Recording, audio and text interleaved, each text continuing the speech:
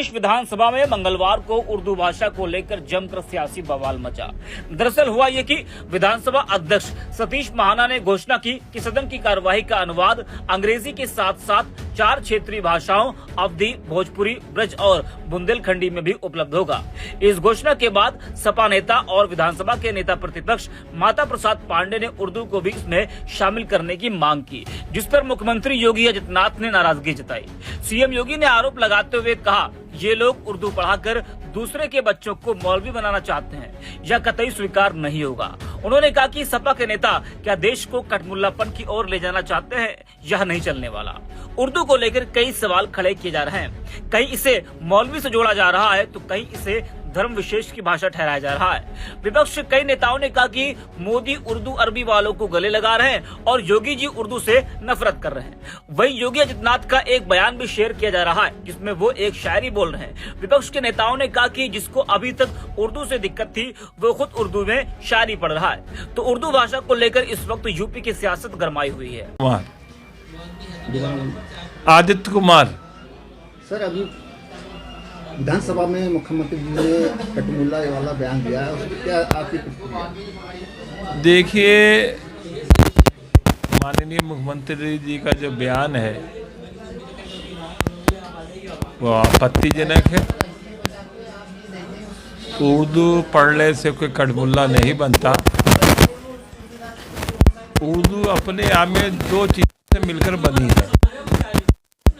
उसकी स्क्रिप्ट जो है पर्शियन है, जो भाषा है उसकी खड़ी बोली है। खड़ी बोली से और पर्शियन स्क्रिप्ट से मिलकर उर्दू बनी है। उर्दू भी नहीं, हिंदी भी कहा जाता था इसे हिंदी भी कहते हैं। और उर्दू में जिन्होंने शेर और शायरी, चाहे मीर तकी मीर हो, वली साहब हो, चाहे आपका मिर्जा गालिब हो, जिगर मुरादाबादी हो, ये ऐसी शायरी है जिसमें जो मजहबी चीज़ों से शुरू नहीं हुई। संस्कृत में मजहबी चीज़ों से शुरू होती और क्षेत्र हो जाती है, अरबी मजहबी चीज़ों से शुरू होती और क्षेत्र हो जाती है। उर्दू जो भाषा है, लैंग्वेज है, वो प्रोग्रेसिव विचारों को लेके चली है। जैसे जाहिर शराब पीने दे मस्जिद में बैठकर, या वो जगह बता दे जहाँ खुदा नहीं है, गालिब साहब कह रहे हैं। वहाँ चीज़ों को तोड़ा गया, संकीर्णता को तोड़ा गया है। प्रोग्रेसिव लैंग्वेज है। कोई जितना भी ताकतवर व्यक्ति हो, भाषा नहीं बना सकता। भाषा जनता के अपने मिलने से, उठने से बनती है, विकास होता है। योगी जी चाहे मैं उर्दू मिटा दूँ, नहीं मिटा सकते। कोई चाहे मैं हिंदी मिटा दूँ, हिंदी नहीं। ये भारतीय भाषा है और भाषा को कोई व्यक्ति ना बना सकता, ना बिगाड़ सकता। ये सहज क्रम विकास का एक चक्र है जिसके तहत डेवलप होती है। आपने अपनी जिंदगी में कभी उर्दू पढ़ी? उर्दू पढ़ी है, उर्दू को सीख भी रहा हूँ। भाषा एक अलग चीज़ है, जो स्क्रिप्ट अलग है और भाषा अलग चीज़ है। जो हम बोल रहे हैं ये भाषा है। हो सकता है कि मैं हिंदी लिपिक में लिखूं, कोई उर्दू लिपिक में लिखे, फारसी लिपिक में लिखे। यहाँ भी ये सोचना होगा कि हम बोल क्या रहे हैं। ये हिंदुस्तानी भाषा है। अब मैं कहूँगा उर्दू नहीं बोलूँगा तो मैं एक दिन हिंदी नहीं बोल सकता। अब मुसलमान के मैं हिंदी के शब्द नहीं बोलूँगा, वो उर्दू बोल ही नहीं सकता। जो हमारी भाषा है वो कॉमन भाषा है, वो हिंदुस्तानी भाषा है। लिखने का अंतर हो सकता है, आप फारसी में लिख रहे, मैं हिंदू में लिख रहा हूँ, अभिव्यक्त करूँ। तो भाषा का निर्माण एक व्यक्ति से नहीं, ये हमारे बोलचाल के, हमारे रहन सहन से निर्माण होता है, जो मजहब की संकीर्णता से परे है।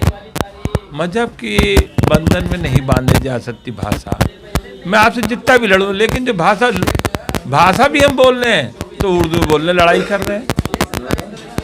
तो भाषा पे किसी का अधिकार नहीं हो सकता। मेरा आज बुलंद है,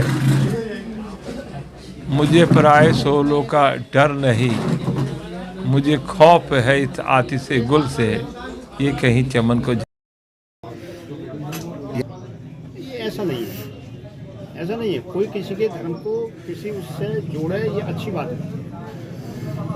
बात यह है कि कपड़े पहनने से या दाढ़ी रखा लेने से, ये तो संस्कारों की बात है। संस्कार होते हैं, संस्कारों से आदमी बनता है, इंसान बनता है। और इस तरह की इधर उधर की बात करने से कोई आदमी ना इंसानियत हासिल कर सकता है और ना ही किसी समाज में अच्छी हैसियत बना सकता है। ये हिंदुस्तान की है, ये हिंदुस्तान की है। हमारे तो रिकॉर्ड में है, 100 साल पुराना रिकॉर्ड देखें तो उर्दू भाषा निकलेगी, अदालतों में निकलेगी। और आज भी बैनामे में जो अल्फाज हैं वो उर्दू के हैं। तो ये तो यही की भाषा, तो यही की भाषा है, ये विदेश से नहीं आई है। जो विदेश से आई वो आज तक ना खत्म हुई। अंग्रेजी है विदेशी भाषा, आज तक खत्म ना हुई। हिंदू को छोड़ बैठे आदमी, उर्दू को छोड़ बैठे आदमी, संस्कृत को छोड़ बैठे आदमी। तो ये तो लोगों का अपना अपना मानना है। एक थोड़ा सा एक रफ्तार में, गति में आगे बढ़ना है, और कुछ नहीं है। जयपाल सिंह जी, ये बताइए, उर्दू बनने से कटमुल्ला बन जाते, जो मुख्यमंत्री जी ने स्टेटमेंट दिया है? ये अगर माननीय मुख्यमंत्री ने इस तरह का स्टेटमेंट दिया है तो वो सरासर गलत है। उर्दू का अगर देखा जाए तो उर्दू तो हमारे मुल्क से ही पैदा हुई। इवन गल्फ कंट्री जो बाद में पहुंची, उर्दू का जो उदय हुआ, जन्म हुआ, वो हमारे मुल्क से ही हुआ। यदि ऐसा माननीय मुख्यमंत्री ने कहा है तो मैं उसकी भर्त्सना करता हूँ, निंदा करता हूँ। उर्दू बनने से क्या आलिम, मुफ्ती, कारी बन जाते हैं? ऐसा तो नहीं है। उर्दू तो एक तरह से हमारे जो पूर्वज थे, मदर टंग थी उनकी मातृभाषा थी। तो अब हम जैसे अपनी बोलचाल में अनेकों जो हम बोलते हैं, हमारे हिंदी बेल्ट में भी, उसमें मैं समझता हूँ 20 और 30% लफ्ज़ जो है उर्दू के होते हैं। मैंने उर्दू पढ़ी और काफ़ी पहले पढ़ी थी, मैं लिखना भी जान गया था, लेकिन इस समय उसको भूल चुका हूँ। उर्दू बहुत मीठी ज़बान है। जैसे मैं किसी से प्रेम करता हूँ, इंग्लिश में आई लव हिम या डैट, या और मैं किसी से मोहब्बत करता हूँ, तो उर्दू तो एक बहुत सुरीली और मीठी ज़बान है।